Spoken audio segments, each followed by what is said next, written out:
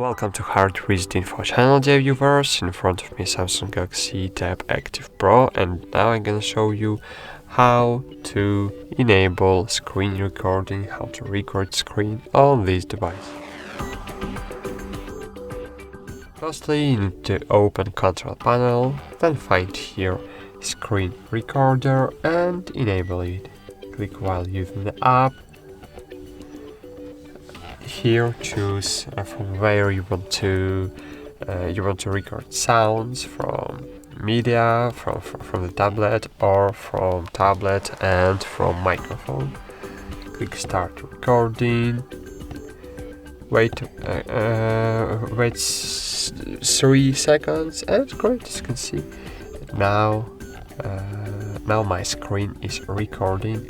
And if you want to stop recording, just click on the square button, and then you will find your recordings in your gallery.